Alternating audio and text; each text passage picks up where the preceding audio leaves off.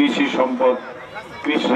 বাংলাদেশের সংখ্যা গরিষ্ঠ কৃষক জনগোষ্ঠীকে সংগঠিত করার লক্ষ্যে সারা দেশে ৩ মাস ব্যাপী ইউনিয়ন পর্যায়ে কৃষক সমাবেশের অংশ হিসেবে ধারাবাহিকভাবে কৃষক সমাবেশ অনুষ্ঠিত হচ্ছে।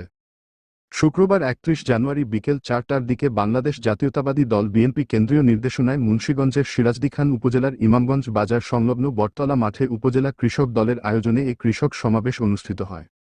এতে ৪.৫ শতাধিক কৃষকসহ নেতাকর্মীরা উপস্থিত ছিলেন।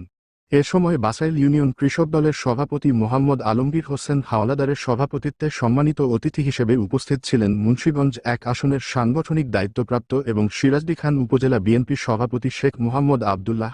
বীজ ঠিক মতন পাওয়া, সার ঠিক মতন পাওয়া, এই যে আলুর বীজ শুনলাম ৩,০০০ টাকার আলুর বীজের বাক্স ৩০,০০০ টাকা বিক্রি হয়েছে। এগুলি একটা সিন্ডিকেট গুলো করে কারা? সাধারণ সম্পাদক এম হায়দার আলী, কৃষকদের জন্য কি আছে তাহলে মনে হয় এখানে আর আমাদের এসে প্রশ্ন করতো না। দপ্তর সম্পাদক ওহিদুল ইসলাম ওয়াহিদ, সহ সভাপতি মোয়াজ্জেম হোসেন বাবুল, সাংগঠনিক সম্পাদক হাজী নূর হোসেন, যুগ্ম সাধারণ সম্পাদক আতাউর রহমান।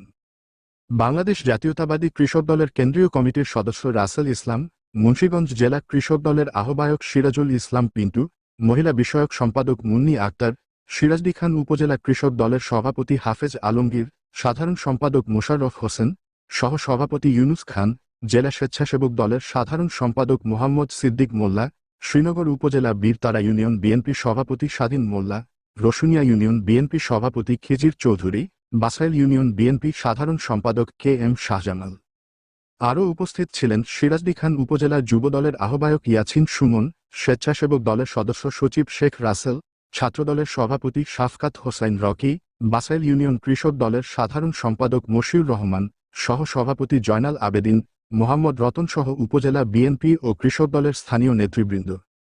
এ সময় কেন্দ্রীয় কার্যালয়ের নির্দেশে কৃষকদের বিভিন্ন সমস্যার সমাধান ও আত্মনির্ভরশীল করার লক্ষ্যে বিএনপি ভারপ্রাপ্ত চেয়ারম্যান দেশনায়ক তারেক রহমানের প্রাণের সংগঠন কৃষক দলের বক্তব্য পাঠ করেন উপজেলা কৃষক দলের সাধারণ সম্পাদক মোহাম্মদ মোশাররফ হোসেন।